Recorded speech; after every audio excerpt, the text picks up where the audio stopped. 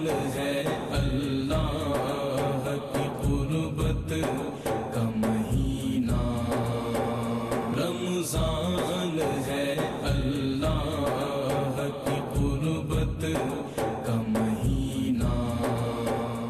بسم اللہ الرحمن الرحیم، والصلاة والسلام علی سید المرسلین وخاتم النبیین وعلی آلہ الطاہرین الطیبین واصحابہ اجمعین۔ ان اللہ وملائکتہ یصلون علی النبی یا ایہا الذین آمنوا صلوا علیہ وسلموا تسلیما۔ اللہم صل وسلم علی سیدنا ونبینا ومولانا محمد وعلی آل سیدنا ونبینا ومولانا محمد وبارک وسلم صلی علیہ۔ ناظرین اور حاضرین، آج گفتگو کا عنوان ہے صبر۔ قرآن حکیم فرقان مجید نے مختلف مقامات پر صبر کی فضیلت بھی بیان کی، صبر کے فوائد بھی ارشاد فرمائے، صبر کی ضرورتیں بھی تفصیل کے ساتھ ذکر کی، اور صبر کے اثرات انسانی زندگی پر یہ بھی بیان فرمائے۔ حاضرین، صبر کیا ہے؟ صبر کا لغوی معنی کیا ہوتا ہے؟ امام غزالی رحمۃ اللہ علیہ نے احیاء العلوم کے اندر تفصیل کے ساتھ صبر پر گفتگو کی ہے۔ آپ فرماتے ہیں کہ بنیادی طور پر وہ پہاڑ جو مختلف کوہستانی سلسلوں کو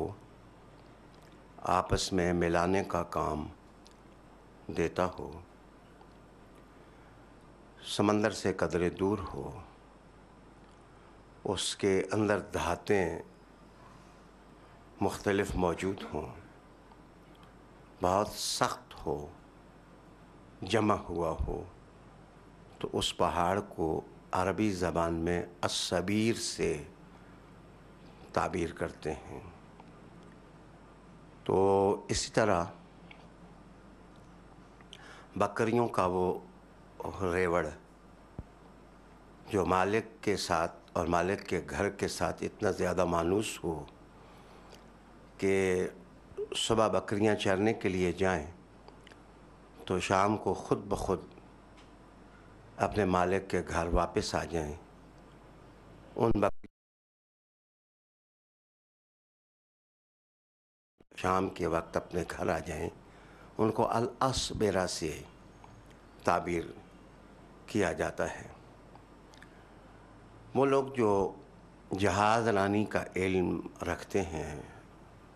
وہ جانتے ہیں کہ اگر کشتیاں سادی سی بھی ہوں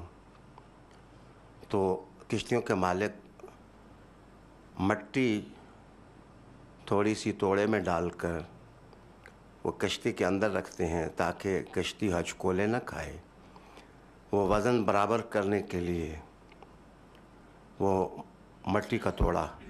کام آتا ہے۔ وہ مٹی کا توڑا جو کشتی کو بچائے، چلائے، بچائے، وہ بھی صبورہ کہلاتا ہے۔ تو جیسے کشتی کو مٹی کا توڑا بچا لیتا ہے، مٹی تراب ہوتی ہے تو کہیں نہ کہیں ابو تراب بھی کام آ جاتا ہے۔ ناظرین، میں صبر لفظ کی تشریح کر رہا تھا کہ اس کا بنیادی مفہوم کیا ہوتا ہے۔ اچھا موسم ہو، خوشگوار ہوائیں ہوں، آسمان پر بادل چھائے ہوں، تو آپ نے دیکھا ہوگا کہ بادل مختلف شکلیں بناتے رہتے ہیں۔ لیکن بادل کی ایک ٹکڑی کہیں جمی ہوئی نظر آتی ہے، زمیں جنبت نہ جنبت گل محمد، باقی بادل ادھر ادھر گھومتے اڑتے رہتے ہیں، لیکن وہ بادل کی ٹکڑی جم جاتی ہے ایک ہی جگہ جو کئی دنوں تک ادھر ہی نظر آتی ہے، اس کو بھی عربی زبان میں سوئی بارہ کہتے ہیں۔ اب آپ نے یہ دیکھ لیا، محسوس کر لیا کہ الصبیر ہو یا صابورہ ہو یا اصبرہ ہو یا سی بارہ ہو یا صبر ہو، ان سب کا معنی اور مفہوم جم جانا، رک جانا، مسلسل کسی چیز کا رہنا، اور اگر بڑھنا تو رواں دواں ہی رہنا، یہ سب مفہومات صبر کے ہیں۔ امام غزالی اور رحمۃ اللہ علیہ تعالیٰ فرماتے ہیں، شریعت کی اصطلاح میں جس وقت صبر استعمال ہو قرآن حکیم میں یا رسول اللہ صلی اللہ علیہ وآلہ وسلم کی سنت میں، تو اس کا ایک معنی ہوتا ہے ڈٹ جانا، استقامت کے ساتھ اپنے مقصد کے لیے کام کرتے رہنا، پہ ہم کوشش جاری رکھنا، اور دوسرا مفہوم اس کا ہوتا ہے گناہوں سے رک جانا، اپنے آپ کو ان جگہوں سے، ان مقامات سے اور ان گندی باتوں سے روک لینا جو انسان کی شخصیت کو خراب کرنے کا پیش خیمہ ہوتی ہیں، یہ بھی صبر ہوتا ہے۔ اور تیسری چیز صبر ہوتی ہے مشکل کے وقت، جب مصائب پڑ جائیں تو مصائب کے ٹوٹنے کے وقت انسان اپنی شخصیت کو درکنے نہ دے اور منتشر نہ ہونے دے اور اپنے آپ کو سنبھالا دے، اور ایسے لگے کہ مشکلیں اس کا کچھ بگاڑ نہیں سکتی۔ یہ جو خو اندر ہوتی ہے بندے کے اندر ڈٹ جانے کی، گناہ سے رک جانے کی، ان سب کو قرآن حکیم صبر سے تعبیر کرتا ہے۔ ایک صبر کی تصویر آپ میدان کربلا میں بھی دیکھ سکتے ہیں کہ جوانیاں کھیت ہو رہی ہیں، نیزوں بھالوں کی حکومت ہے، اہل اقتدار اپنی طاقت کا مظاہرہ کر رہے ہیں، خاندان رسالت میں آپ صلی اللہ علیہ وسلم کو پیس دینے کی کوششیں ہو رہی ہیں اور دیوار کے ساتھ لگانے کی کوششیں ہو رہی ہیں، اور دشمنی صرف اس بات پر ہے کہ قرآن کے نظام کا پرچم چھوڑ دیں، نظام قرآن کا پرچم چھوڑ دیں۔ جناب جس طرح شہادتیں ہوئیں، جس طرح جناب جوانوں نے، بچوں نے، ان لوگوں نے اپنی جانیں دے دیں، جام شہادت نوش کر لیا، لیکن قرآن کی آواز مخدرات کے خیموں سے بھی آتی رہی اور جوانوں کی زبانوں سے عین جہاد کے وقت بھی قرآن پڑھنے کی صدائیں آتی رہیں۔ یہ بھی صبر ہے جو آپ نے دیکھا، اور یہ بھی نماز تھی جو تیروں کے سائے میں اور تلواروں کے سائے میں ادا کی، لیکن اس نماز سے بھی زیادہ وہ نماز صبر کی تصویر پیش کرتی ہے جو اپنے بھیا کی لاش کو سامنے رکھ کر زینب جس وقت خدا کے حضور سر بسجود ہو رہی تھیں اور وہ قرآن حکیم، کتاب مجید، صحیفہ نور کے ساتھ اپنا تعلق جو ہے وہ جوڑے ہوئے تھیں، جناب یہ بھی ایک صبر کی تصویر ہے۔ حضرت عمر بن الخطاب رضی اللہ تعالی عنہ ارشاد فرماتے ہیں کہ صبر وہ نسخہ کیمیا ہے جس کے بغیر گزارا ہی نہیں ہو سکتا۔ مسلمان کا اسلحہ ہے، مسلمان کی زینت ہے، مسلمان کا زیور ہے، مسلمان کا قلعہ ہے، جس سے مسلمان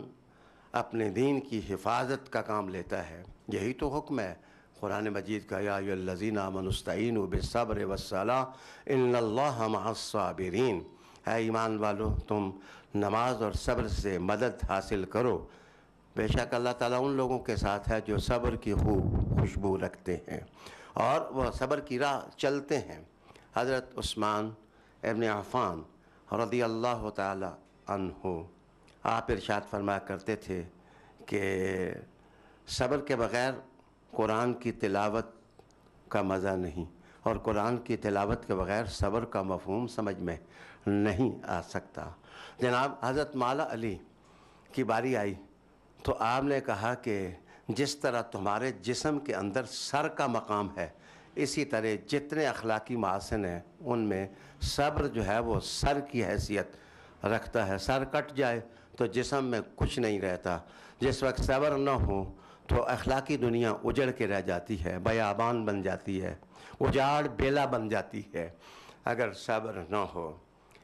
اسی طرح عمر بن عبدالعزیز نے ایک دلچسپ قول ارشاد فرمایا تھا۔ آپ کہتے ہیں کہ میرے خاندان نے بدنوں پر حکومت کی، ان کے پاس بہت کچھ تھا تو وہ لوگوں کے بدنوں تک پہنچ گئے، اور رسول کریم کی اولاد کے پاس صبر تھا تو وہ لوگوں کے دلوں تک جا پہنچے اور لوگوں کی روحوں تک جا پہنچے۔ آپ کہتے ہیں جو صبر کی بالادستی ہوتی ہے وہ لوگوں کی روحوں کو مسخر کر لیتی ہے، لوگوں کے دلوں کو مسخر کر لیتی ہے، لوگوں کے دماغوں کو مسخر کر لیتی ہے۔ عالی جناب خواجہ حسن بصری قدس سر العزیز ارشاد فرماتے ہیں کہ صبر اللہ کی نعمتوں میں سے ایک نعمت ہے، اللہ کی نعمتوں میں سے ایک نعمت ہے۔ اگر اللہ ساری نعمتیں واپس لے لے، ایک صبر دے دے، تو میں کہوں گا کہ اللہ نے کچھ بھی نہیں لیا، ساری دولت تو واپس کر دی ہے۔ وہ صبر کو اس طرح جانتے تھے۔ پھر حضرت مولا علی کرم اللہ وجہ الکریم کے حوالے سے خواجہ حسن بصری روایت کرتے ہیں کہ آپ ارشاد فرمایا کرتے تھے کہ اگر اعمال متشکل ہو کے میرے سامنے آئیں، نماز ایک صورت میں آئے، روزہ ایک صورت میں آئے، اور یہ سارے اعمال صورتیں بنا کر کے میرے سامنے آئیں، تو جس وقت صبر صورت بنا کے میرے سامنے آئے گا تو میں دوستی صبر سے لگاؤں گا، اس لیے کہ صبر اللہ کے قرب کا راستہ ہے، اللہ تعالیٰ سے نزدیک ہونے کا راستہ ہے۔ کہا دلیل کیا ہے؟ کہا دلیل اس کی یہ ہے، ان اللہ مع الصابرین، بے شک اللہ تعالیٰ ان لوگوں کے ساتھ ہوتا ہے جو صبر کرنے والے ہوتے ہیں۔ احباب کرام، جس وقت ہم صبر کی تاریخ پڑھتے ہیں تو معاف کریے، یوسف کا کنواں بھی صبر ہی کی تصویر ہے، ایوب کی بیماری بھی صبر ہی کا معنی ہے، یعقوب کا گریہ بھی صبر ہی کی عکاسی ہے، اسحاق کا شجرہ بھی صبر ہی کا درس ہے، آدم کا نالہ بھی کسی کی محبت میں کسی کو ڈھونڈتے رہنا، یہ بھی ایک تاریخ ہے، نوح علیہ السلام کا سفینہ بھی صبر ہی کی منزل کی طرف رواں ہے، عیسیٰ علیہ السلام کی مثالیں بھی صبر ہی پیدا کرتی ہیں، اور موسیٰ علیہ السلام کا جوش اور جذبہ اور جلال بھی دراصل صبر ہی کی تفسیر ہے اور تعبیر ہے۔ میں کہہ سکتا ہوں طائف بھی صبر ہی کا درس ہے، میں کہہ سکتا ہوں جبل ابو قبیس بھی صبر ہی کی تلقین ہے، میں کہہ سکتا ہوں بدر و حنین بھی اور احزاب بھی اور خیبر بھی اور تبوک بھی اور یرموک بھی صبر ہی کی تلقینات ہیں، اور میں کہہ سکتا ہوں کہ صبر کو منبر پر دیکھنا چاہو تو جان رحمت کو دیکھ لو، اور صبر کو میدان کارزار میں دیکھنا چاہو تو سید الشہداء حمزہ کو دیکھ لو، حسین کو دیکھ لو، اور صبر کو اذان کی صورت میں دیکھنا چاہو تو بلال کو دیکھ لو۔ مسلمان کا گزارا صبر کے بغیر ہو سکتا ہی نہیں۔ قرآن حکیم فرقان مجید نے یہی صرف نہیں کہا کہ یا ایھا الذین آمنوا اصبروا وصابروا ورابطوا واتقوا اللہ، بلکہ قرآن مجید نے جو دعائیں سکھائیں ان دعاؤں میں ایک اہم دعا یہ ہے، ربنا افرغ علینا صبرا، اے اللہ ہم پر صبر کو ہنڈیل دے۔ گویا صبر مسلمان کا ظاہر بھی ہے اور صبر مسلمان کا باطن بھی ہے، صبر مسلمان کا مذہب بھی ہے اور مسلک بھی ہے، بلکہ میں اس سے آگے بڑھ کے کہوں گا کہ وہ لوگ جو انسانیت کی بات کرتے ہیں ان کے اندر بھی اگر صبر کی متاع نہ ہو اور خوبو نہ ہو تو وہ دنیا میں کوئی کام نہیں کر سکتے۔ صبر ہمیں تلقین کرتا ہے کہ ہم گناہوں سے رکیں، صبر ہمیں سکھاتا ہے کہ ہم اچھے کاموں پر استقامت اختیار کریں، صبر ہمیں سکھاتا ہے کہ زندگی کے اندر کسی کام کو ادھورا نہ چھوڑیں بلکہ پے ہم اور مسلسل اس کے لیے تگو دو کرتے رہیں۔ اور صبر ہمیں کبھی حریم رسالت میں لے جاتا ہے، کبھی حریم قرآن میں لے جاتا ہے، اور صبر ہمیں کردار کے گلستہ میں لے جاتا ہے اور گل پاشی اور گل چینی کا حوصلہ دیتا ہے۔ دنیا کے اندر، اس دنیا کے اندر صبر ایک بیج کی طرح ہے، اگر آپ زندگی کی کھیتی میں اس کو بونے میں کامیاب ہو جائیں تو اللہ اس کا پھل جنت میں عطا فرماتا ہے۔ اللہ تعالی ہمیں صبر کی توفیق عطا فرمائے۔ وآخر دعوانا ان الحمدللہ رب العالمین۔ رمضان ہے اللہ کی قربت کا مہینہ، رمضان ہے